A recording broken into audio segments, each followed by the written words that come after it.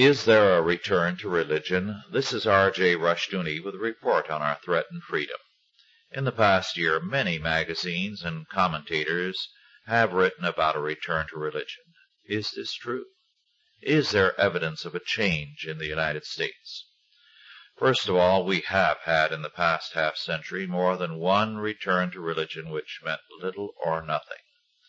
A return to faith involves more than joining a church or buying more religious books.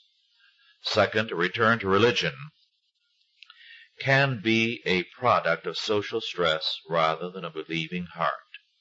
I can recall in the 1940s hearing a returning soldier say that under fire in a foxhole he prayed. When he came back, he headed for a bar and a prostitute, and he laughed about his foxhole religion. Because of the economic problems today, more than a few people are ready to act religious. With prosperity tomorrow, will forget the faith. On the other hand, some of the statistics are quite interesting. The evangelical churches have gained members in the years from 1972 to 1982, and the modernistic churches have lost them. During those years, the Southern Baptists gained by 20%, the Assemblies of God were up 62%, and the Seventh-day Adventists 36%. The United Methodist Church lost 10%, the Episcopal Church 15%, and the United Presbyterian Church went down 21%.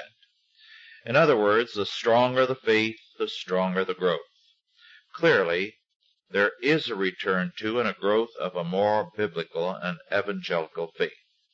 This means that it is more than a church growth, because many churches lost, but it represents instead a faith growth. Even this, however, is not enough to ensure a lasting return to faith. Together with a faith growth, there is also an obedience growth. One telling evidence of this is the great increase every year in the growth of Christian schools. This indicates that parents take seriously their responsibilities under God. Another indication is the growth of various agencies to deal with problems of delinquency, drugs, family stress, and more from a biblical perspective. Another evidence is the development of agencies to minister to poverty, unemployment, and crime from a Christian viewpoint. We can also add that major groups have been formed to call attention to the problems on the political scene in the realm of economics and more. All this is promising.